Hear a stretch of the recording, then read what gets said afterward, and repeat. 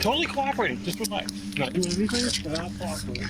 Sir, I will be very cooperative. All right, let's try that, please. That's not you on the 27th. Food Line parking lot, Traveler's Rest. I don't think so. Look, man. Where's that? I don't know where that is. Yes, you do. It's not making sense, though. You're the last person to be in a vehicle you wiped out of a lady that's missing. That sounds really up. 28 years ago, this man kidnapped a woman and was sentenced to 30 years in prison for it. 3 decades later, 80-year-old Edna Suttles is spotted picking him up in a parking lot. This would be the last time Edna was ever seen alive.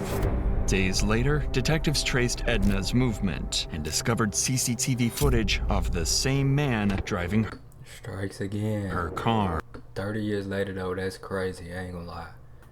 Did she not know, or was they in a relationship or something? She's missing right now. Yes, Dan, where is Edna? I don't have a clue. But that's when police found Edna wasn't the only victim. Crazy. If you tell them to turn that off, I'll talk to you a little more freely. Wow. Sometime around 9 a.m. on August 27th, 80-year-old Edna leaves her home in Traveler's Rest to look after a friend. 80. Hours later, 911 dispatchers receive a concerning call. Greenville County 911, what's your emergency? A sitter was supposed to show up to be with my mom today. Her name is Edna Suttles, and she didn't show up. This is not like her. She shows up like clockwork. So something's wrong. But this call was only the beginning of a long chain. It's crazy how she already knows, and it's only, well, it's probably the same day or something. Like, she's quick with it. You know what I'm saying? Because of the fact that she's old and she ain't say nothing. What else could have happened, right? Chain of mysteries. Besides if they're As young. officers arrived at Edna Suttles' home for a welfare check based on these reports, they received no response. There were no signs of a break-in, and Edna was nowhere to be seen. However, when police asked Edna's son, he pointed out that $50,000 worth of jewelry was missing from the home. More importantly, though, her car was missing too. $50,000. If the cops could find that, they might be able to figure out where she had gone. This meant that finding Edna's vehicle would be the most instrumental step in this investigation, as it would give a clue about her last known whereabouts. Immediately, a hunt for Edna's car began, and Hold on, Edna. Look like she about her last known whereabouts. Immediately, a hunt for Edna's car began, and 6 days later, it was found abandoned in the parking lot of a hotel in Traveler's Rest. This was odd, as Edna lived close by and didn't need to stay at a hotel. A check with the staff also revealed that no one under the name of Edna was staying there. So to get to the bottom of this mystery, the cops decided to try and trace back Edna's movement using CCTV cameras starting from her home. At 9:30 a.m., a camera at a nearby pawn shop captures Edna leaving her home and driving towards a local Food Lion grocery store. 9 minutes later, Edna arrives at the store to pick something up. A man approaches the vehicle with 2 bags in his hand and sits alongside Edna, who then drives off back to her home. 4 hours later, at 1:43 p.m., Edna's car leaves her home again and arrives at the same Food Lion once more. But this time, the person exiting the driver's seat isn't Edna at all. It's the same old white man she picked up earlier, who immediately moves to his car and parks it next to Edna's. He then drags something out of her car, placing it into his. So is bro like a pimp serial killer or something? Initially, it was difficult to identify what the man moved from the Jeep to the Chevrolet, but after a frame-by-frame analysis, it wasn't a question of what was moved, but who. Because in a chilling discovery, officers would realize the footage showed the unmistakable golden hair of Edna Suttles. 4 minutes later, at 1:47 p.m., the man drives Edna's car into the hotel's parking lot and parks it in the same spot that the detectives found the vehicle in. He exits and begins wiping down the door and seats, trying to get rid of any evidence of his presence. By 2:14 p.m., the man returns to his vehicle at Food Lion and drives off, marking the last that was seen of Edna and the man. The most crucial part of this investigation is to now figure out who exactly the man in the video is. But due to the grainy footage and his distance from most cameras, this proved to be difficult, and the investigation seemed like it would come to a standstill. But detectives had an idea. Since the man exited the store with bags in his hand, a purchase was made, and this realization would be the most crucial breakthrough in the case. Immediately, officers began retrieving footage from inside the store, and when they reviewed it, they came to a harrowing realization. This was Daniel Prince, a man who only 24 years prior to this got put in a federal prison for kidnapping.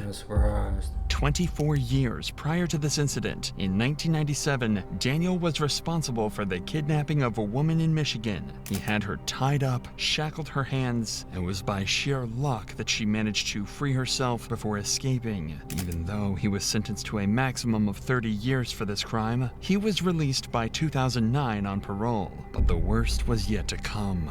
Daniel began working as a handyman for predominantly elderly single ladies, a demographic that not only matched his previous victim, but also that of Edna's. For officers, the realization now begins to settle in. They have a kidnapper on the run, and there might be a chance that he has kept Edna alive. Not knowing where she is, they had to act fast before this glimmer of hope dimmed.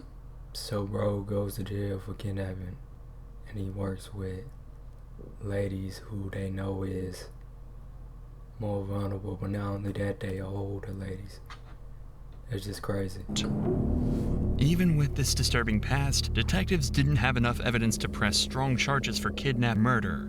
However, they had established probable cause for grand larceny involving Edna's Jeep. A warrant to arrest Prince and search his property was granted, and officers were quickly dispatched to Prince's residence to take him into custody. Totally cooperating. Just relax. Not doing anything. All right, let's go. Stand up on your feet. Right there. Yeah. Sir, I will be very cooperative. Despite the number of heavily armed officers that just descended on Prince's property, he remained noticeably calm and composed, as if he had a plan to escape this predicament. The following footage was analyzed by our in-house criminal research specialist and retired detective to shed some light on key techniques and strategies used during the questioning. When he is brought into the interrogation room, the detectives start with a relaxed, friendly conversation, a tactic used to put suspects at ease. They don't want him to know they've caught him on camera just yet. What do you do now?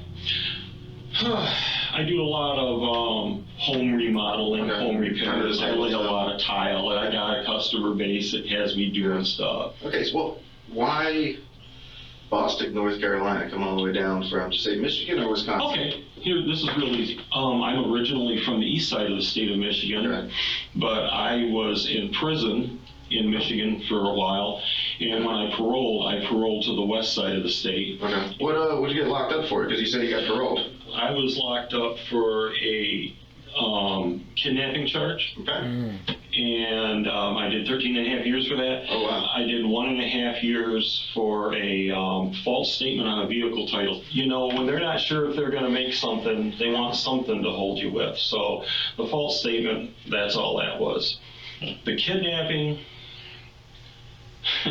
I was doing some bad shit that I shouldn't have been doing. Fair enough. But I shouldn't have gotten kidnapping. But I was doing some bad shit. What kind of shit? What shit have you gotten?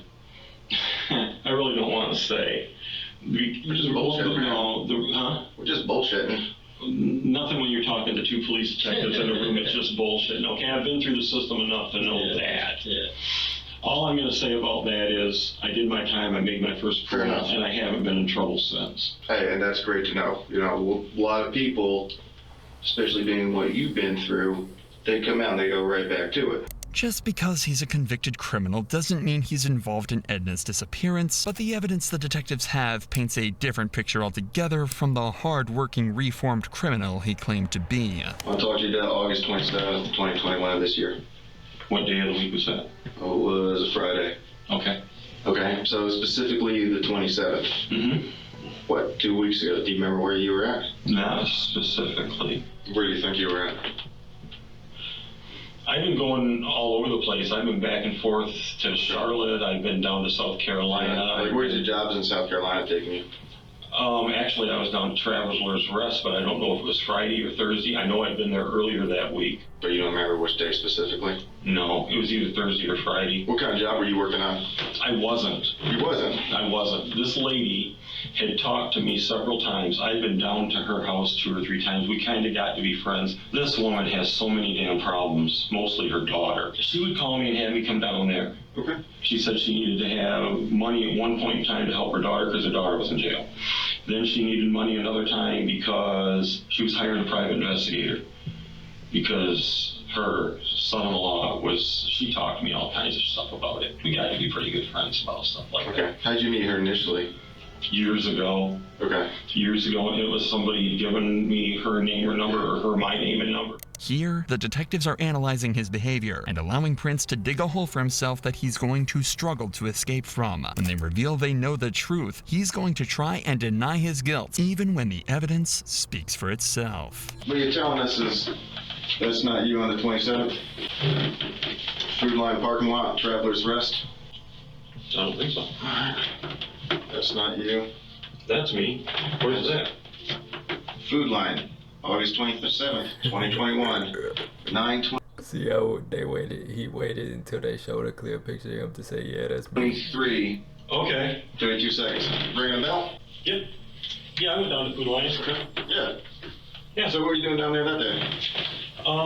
She wanted me to look at some stuff at her house. Okay.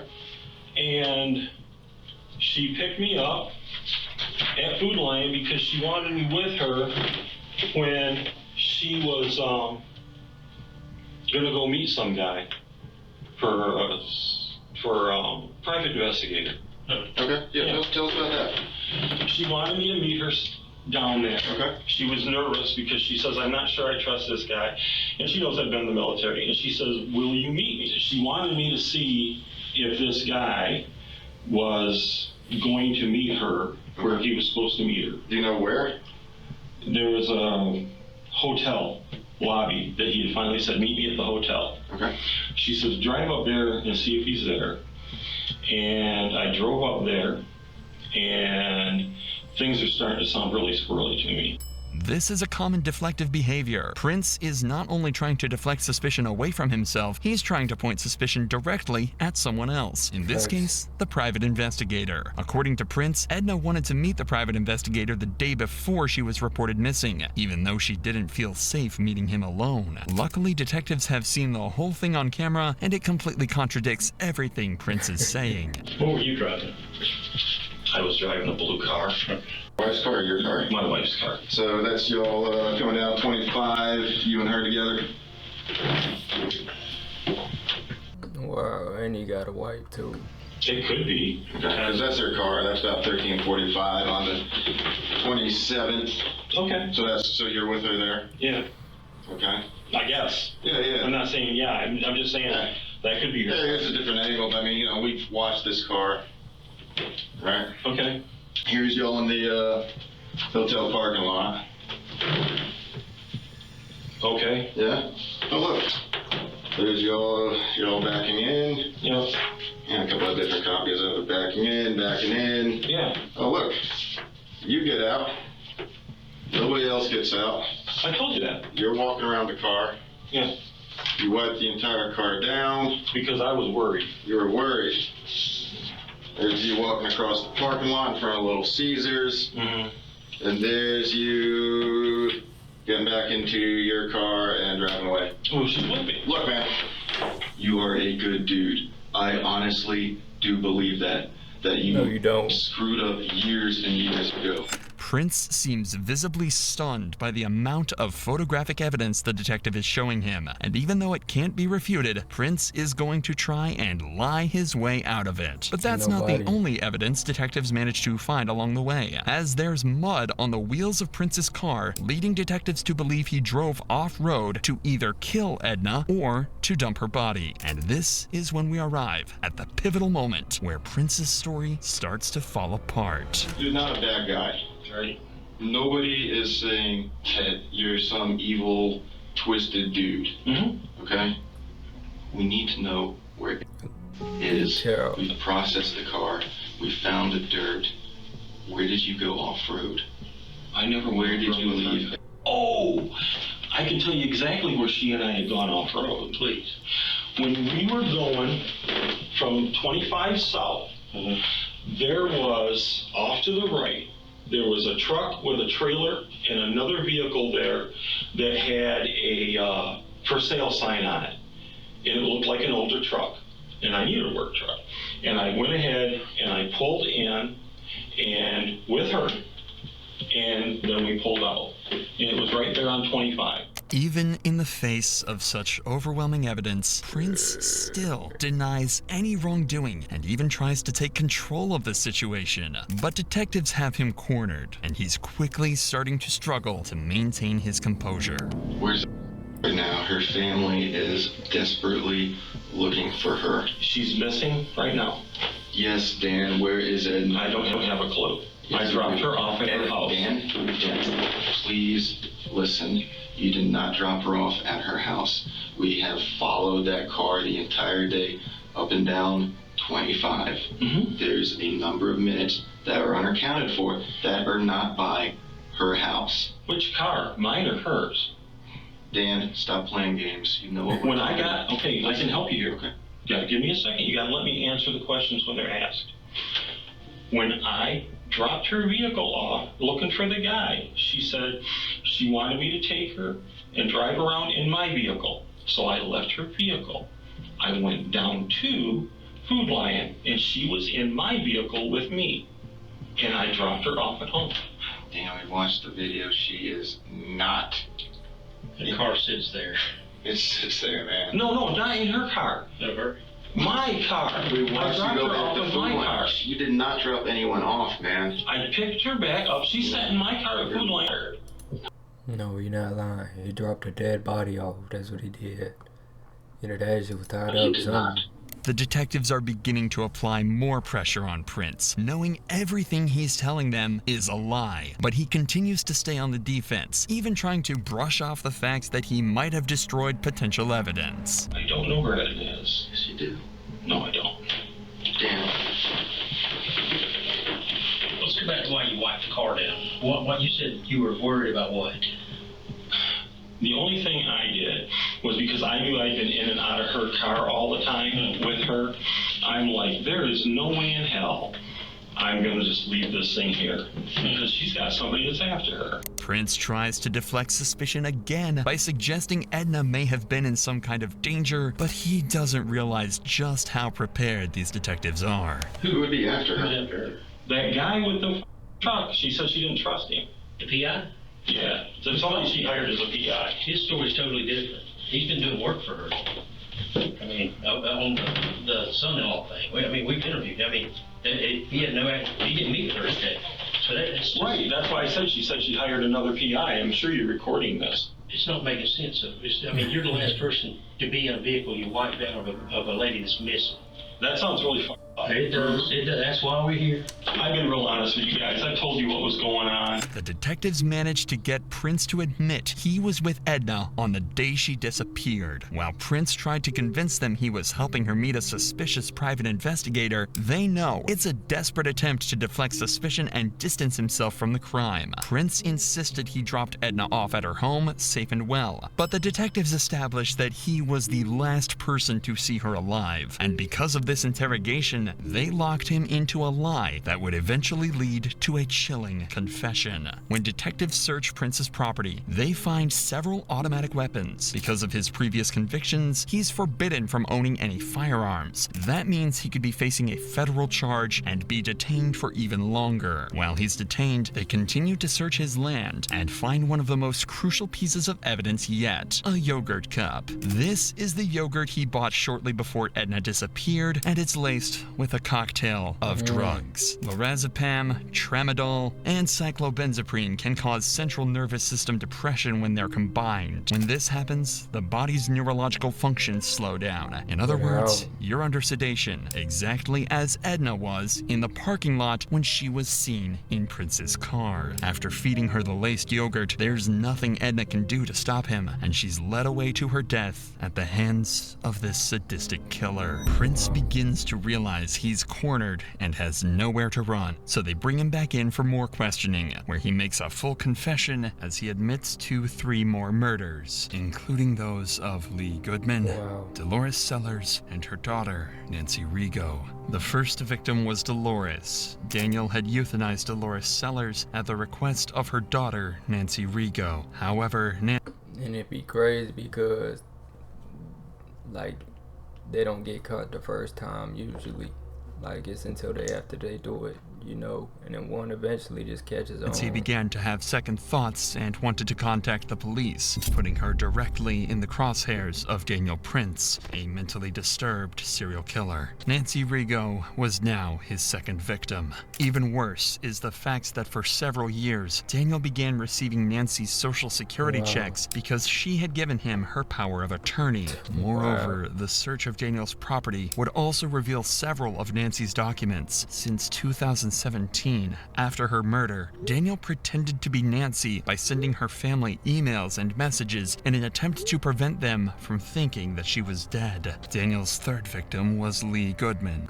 Ain't gonna lie, it's crazy because some of these most of these serial killers actually be being like, they actually smart though, for real. Most of the time. Sometimes they just don't really care, but who allegedly attempted to rob him, according to Daniel. Much like Nancy and Edna, her body was disposed of in some desolate area. And finally, Daniel's fourth and final victim was Edna Suttles, whose body would be found 1 year later on May 16, 2022, in a grave close to Daniel's home in Rutherford County. Although decomposed, officers were able to positively identify it as Edna and return the body to her loved ones. But even in the face of his crimes, he would never let go of his chance to leverage as much information as he could. There was quite a lot of stuff found in your B house. There could be a million explanations for some of that stuff, and I don't want to jump to conclusions. And if there's something that happened that you didn't intend to happen, let's talk about it. There are things that have to happen, and there are things that are going to happen. And I'm a realist, and I have acceptance with this. The rear hym's coming out. I would like a little bit of control in how they happen. If you tell them to turn that off, I will talk to you a little more freely. When they turn the cameras off, Prince makes a final attempt to take control and influence the outcome in his favor. Daniel Prince avoided a trial by making a deal with authorities. He would tell them about the location of Edna's body, and in turn, his case would go federal because of the better living conditions in federal prisons. Not only that, but he would also avoid the death penalty and instead receive a life sentence. One would think that the detectives were naive to turn off their cameras and not record Daniel's confession, but unbeknownst to Prince, the investigators keep the backup audio recording running after shutting down the camera. This is the chilling confession he made. Okay, let's put it this way. A person I was very good friends with wanted to do something to put someone basically out of their misery that was very closely related to them. That's one body. That person started having an extreme amount of guilt over this and decided they were going to go tell what had happened. That's the second body. There's a third body that I did not kill, and I knew that they'd be getting Social Security disability for the rest of their life. So I got rid of said bodies, for example, so that I could continue to use the card. By any chance, while he's getting all this squared away, can you just help me get that closure for Edna's family? Not until I have this. I clam up like a clam if this doesn't go federal for everything. And he's still in control. Subscribe if you know. Let me know what y'all think about this. And I'm going. I'm finna catch y'all. You have a good rest of y'all day. No, Carol.